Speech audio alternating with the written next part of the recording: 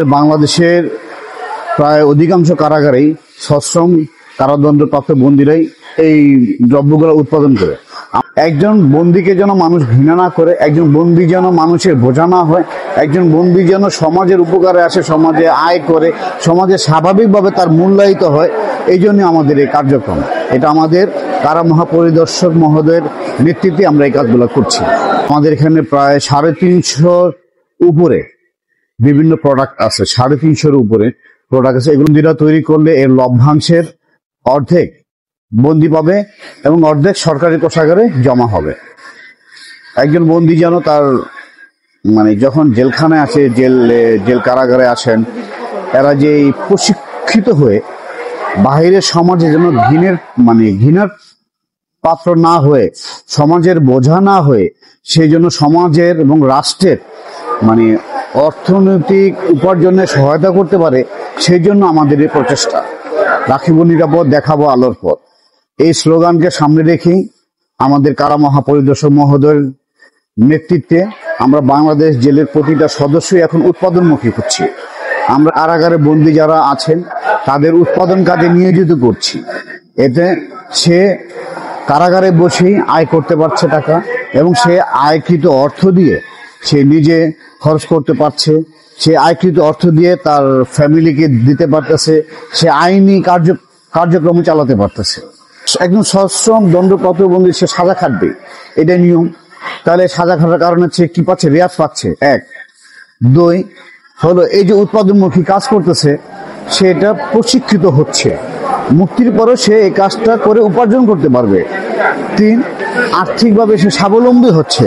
4, সমাজে আমরা তাকে পুনর্বাসিত করতেছি, সে পুনর্বাসন হচ্ছে। এটাই হলো আমাদের উদ্দেশ্য। যারা মনে করেন যে একজন লোক যদি আপনার বন্ধ অবস্থা থাকে, যদি অলসভাবে থাকে, তার কি ভালো লাগবে? ভালো লাগবে না। কাজ করলে কি হয়? তার সময়টা দ্রুত চলে যাচ্ছে এবং সে সময়ও কাটতেছে। কাজের মাধ্যমে সে একজন আরেকজনের সাথে সম্পর্ক ভালো হচ্ছে, একজন আরেকজনের সাথে কথা বলতে পারতেছে। আর সাজা খাটাতে তার তো কাজ করতেই হতো।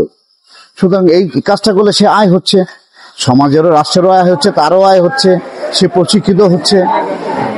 কারাগারের ভিতরে প্রত্যেকটা প্রায় অধিকাংশ কারাগারে যেখানে এগুলো তৈরি হচ্ছে, একজন নতুন দণ্ডপ্রাপ্ত বন্দী আসলে সে তো হুট করে কাজ করতে পারবে না, তাকে ওইখানে দেওয়া হলে সে আস্তে আস্তে কাজ শিখতেছে এগুলো। এবং আমাদের অনেকগুলা ট্রেডে তাদেরকে শেখানো হয়।